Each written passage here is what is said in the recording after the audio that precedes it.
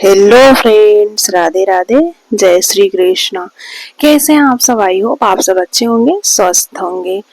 तो आप सबका हमारे भक्ति चैनल चांदनी साहू में बहुत बहुत स्वागत है। या देवी सर्वभूतेषु मातृरूपेण संस्थिता नमस्तस्यै नमस्तस्यै नमस्तस्यै नमो नमः। या देवी सर्वभूतेषु शक्तिरूपेण संस्थिता नमस्तस्यै नमस्तस्यै नमस्तस्यै नमो नमः।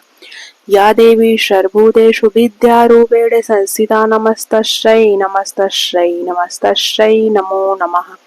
जय माता दी दोस्तों। तो आप सबको इस वीडियो में मैं बताने वाली हूँ कि आषाढ़ मास में गुप्त नवरात्रि कब से शुरू हो रहा है और कब समाप्त हो रहा है, और घट स्थापना का शुभ मुहूर्त क्या है, और गुप्त नवरात्रि में हमें कैसे पूजा पाठ करने से हमारी माँ अम्बे और नौ दुर्गा के 9 स्वरूपों की कैसे पूजा अर्चना करने से माता रानी की असीम कृपा हम पर प्राप्त होती है। तो फ्रेंड्स, इस वीडियो में सारी जानकारी आप सबको देने वाली हूँ कि आषाढ़ की गुप्त नवरात्रि कब से शुरू हो रहा है और कब समाप्त हो रहा है, पूजा अर्चना कैसे करना है और घट स्थापना का शुभ मुहूर्त क्या है। तो सारी जानकारी इस वीडियो में मैं आप सबको देने वाली हूँ और आप लोग इस वीडियो को अंत तक जरूर देखिएगा, क्योंकि आपके लिए बहुत ही इंफॉर्मेटिव वीडियो है। और आप लोग शेयर जरूर करिएगा, और शेयर इसलिए करिएगा क्योंकि बहुत सारे लोगों को गुप्त नवरात्रि के बारे में बिल्कुल नहीं पता होता है। क्योंकि नवरात्रि जो प्रकट नवरात्रि होती है, 2 नवरात्रि आती है, तो उस प्रकट नवरात्रि के बारे में सब लोग जानते हैं, लेकिन जो गुप्त नवरात्रि होती है उसके बारे में कोई नहीं जानता है।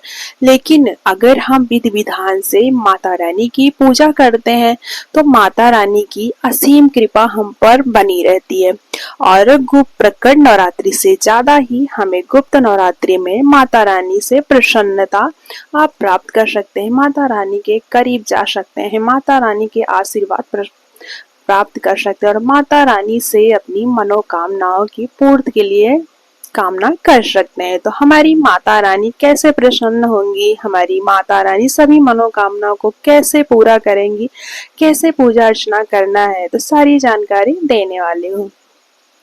तो सबसे पहले ये जानते हैं कि नवरात्रि कितनी होती है। वैसे तो नवरात्रि 4 होती है, लेकिन 2 प्रकट नवरात्रि और 2 गुप्त नवरात्रि, और 2 प्रकट नवरात्रि जो होती है वो सब लोग जानते हैं, लेकिन जो गुप्त नवरात्रि होती है उसे बहुत ही कम ही लोग जानते हैं, क्योंकि वो गुप्त होता है।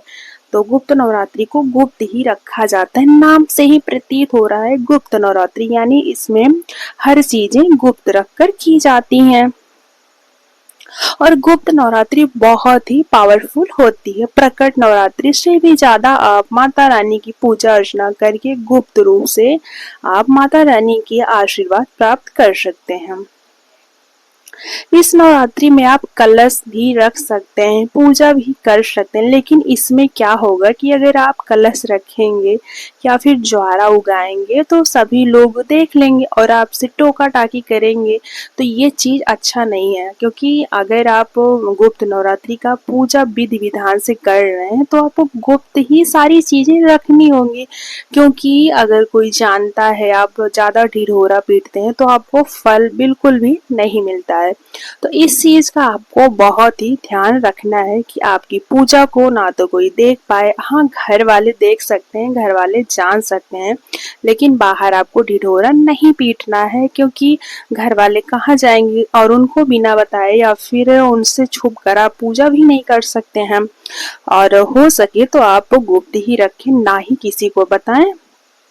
बाहर तो बिल्कुल भी किसी को ना बताएं कि हम गुप्त नवरात्रि का पूजा करते हैं, ढिढोरा आपको बिल्कुल भी नहीं करना है। और गुप्त नवरात्रि बहुत ही गुप्त रखकर किया जाता है। तो अब ये जानते हैं कि गुप्त नवरात्रि कब शुरू हो रहा है, लेकिन इसमें जो सब कुछ होता है गुप्त नवरात्रि में वो गुप्त ही रखा जाता है, किसी को नहीं बताते। आषाढ़ और माघ में गुप्त नवरात्रि आती है। आषाढ़ तो चल रहा है और माघ बीत चुका है, तो आषाढ़ में गुप्त नवरात्रि आ रही है और आप लोग विधि विधान से पूजा करके माता रानी की असीम कृपा प्राप्त कर सकते हैं। इसमें कुछ लोग कहते हैं ये अघोड़ियों और जो तंत्र मंत्र करते हैं वो भी तंत्र मंत्र विद्या वाले जो कि टुटका वाले होते हैं वही लोग करते हैं, लेकिन ऐसा कुछ भी नहीं है। आप भी माता रानी की गुप्त रूप से पूजा करके माता रानी का आशीर्वाद प्राप्त कर सकते हैं। जी हाँ, आपने सही सुना है। और नवरात्रि का जो प्रारंभ हो रहा है वो 26 जून से लेकर 26 जून से स्टार्ट होगा और 4 जुलाई तक आप व्रत भी कर सकते हैं। और आप व्रत नहीं रखें तो भी आपको कोई दोष नहीं लगेगा। आप अगर सिर्फ पूजा पाठ ही करते हैं तो भी माता रानी की असीम कृपा आप पर बनी रहेगी और माँ भगवती हम पर प्रसन्न जरूर होंगी। लेकिन आपको सारी चीजें गुप्त रखना है। तो मैंने आपको बता दिया कि 26 जून से गुप्त नवरात्रि का प्रारंभ हो रहा है और 4 जुलाई तक ये गुप्त नवरात्रि चलेगा। तो अगर पॉसिबल हो तो आपके घर में अगर लहसुन प्याज बनता है तो इस नवरात्रि के दिन यानी 9 दिन आप ना ही लहसुन प्याज तामसिक चीजों का प्रयोग ना करें तो बेहतर ही होगा। अगर हो सके तो आप अखंड ज्योति जला दीजिए और जितना हो सके आप ब्रह्मचर्य का 9 दिन 10 दिन आपको ब्रह्मचर्य का संपूर्णता ब्रह्मचर्य का पालन करना चाहिए, क्योंकि नवरात्रि है और नवरात्रि में ऐसा नहीं करना चाहिए, पाप लगता है हमें। और गुप्त नवरात्रि में आप कलश की स्थापना कैसे कर सकते हैं और कलश स्थापना का शुभ मुहूर्त क्या है, आइए जानते हैं।